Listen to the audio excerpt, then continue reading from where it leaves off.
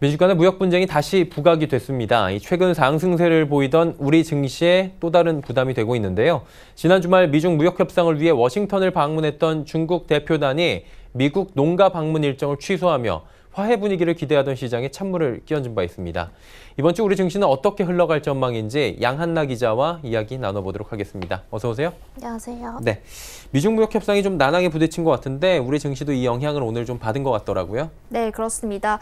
오늘 코스피 시장은 미중 무역 협상 난항 가능성에 급락 출발했지만 2090선은 지켜낸 채로 마감했습니다. 코스피 지수는 전거래일보다 0.01% 오른 2091.70에 장을 마쳤습니다. 코스닥 지수는 전거래일보다 0.63% 내린 645.01에 장을 마쳤습니다. 원달러 환율은 전거래일보다 0.51% 오른 1194원에 거래를 마쳤습니다. 네, 그래도 다행히 낙폭을 좀 줄이고 상승 전환을 한 것 같은데 이제 이번 주에는 저희가 봐야 될 게 미중 간의 무역 분쟁 완화 여부에 주목할 수밖에 없겠네요. 네. 그렇습니다. 미국과 중국의 협상 추이 등 관련 소식에 따라서 등락하는 장세가 이어질 것으로 예상이 되는데요.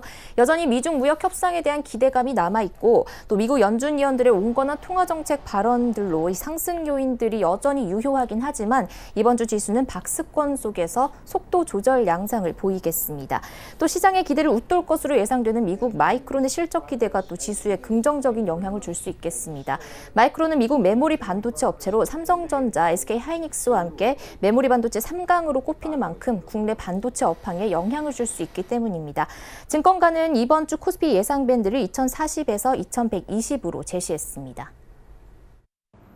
전반적으로 미중 간의 무역 분쟁과 관련된 불확실성과 호재성 재료가 같이 겹치면서 시장은 변동성을 좀 키울 거예요.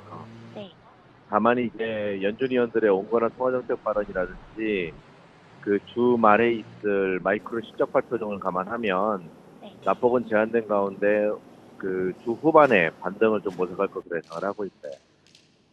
네, 미중 간의 무역 분쟁은 이번 주뿐만이 아니라 올해 내내 눈여겨봐야 할 이슈인 것 같은데요. 네, 맞습니다. 바로 다음 달인 10월 미중 무역 협상에서 성과가 도출이 되느냐 여부에 따라서 연말까지 세계 금융시장의 흐름이 결정될 수 있을 것이다라고 봐도 과언이 아닌 것 같은데요. KTB투자증권은 10월 미중 무역 협상에서 부분적인 중간 단계 합의가 나올 것으로 예상을 했습니다. 최선의 결과가 나오기는 힘들겠지만 최소한의 합의는 도출될 수 있을 것이라는 얘기인데요.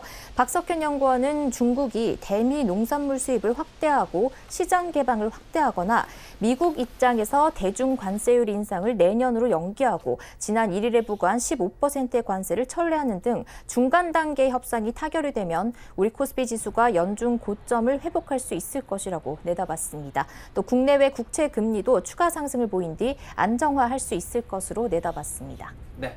주간 증시 전망대 또다시 난항을 겪고 있는 미중 간의 무역 협상에 대한 자세한 이야기 증권부의 양한나 기자와 함께했습니다. 고맙습니다. 감사합니다.